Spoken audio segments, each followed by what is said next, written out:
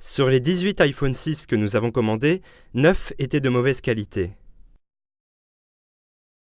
Les appareils de Forza Refurbished et Coolmix disposaient d'un écran de qualité clairement inférieure.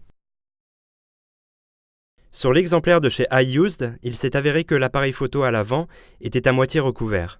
Pire encore, sur l'appareil en provenance de Coolmix, le connecteur de l'éclairage de l'écran n'était pas isolé, ce qui pourrait provoquer un court-circuit et rendre l'écran inutilisable. Pour plus de la moitié des appareils que nous avons reçus, les connexions et les haut-parleurs n'avaient pas été nettoyés correctement. Il y avait des traces de poussière visibles. L'appareil de chez iRepairShop était particulièrement sale. Sur le même appareil, l'écran se détachait du boîtier en raison d'un mauvais collage. Destock Source, quant à lui, nous a livré un appareil avec beaucoup de rayures, un écran qui était mal fixé au boîtier et une antenne en partie cassée.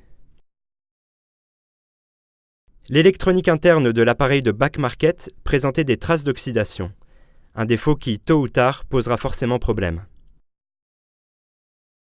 Dans plusieurs cas, nous nous sommes retrouvés avec des accessoires contrefaits. À première vue, les écouteurs de ReIPhone ne diffèrent pas des écouteurs Apple d'origine.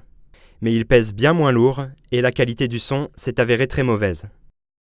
5 vendeurs promettent sur leur site web d'installer une nouvelle batterie. Mais ils ne le font pas. Au contraire, nous avons reçu des batteries qui avaient parfois plus de 600 cycles de rechargement au compteur. En conclusion, l'achat d'un iPhone reconditionné présente donc de grands risques qui ne valent sans doute pas la peine d'être pris, qui plus est pour une économie moyenne de seulement 20 à 25%.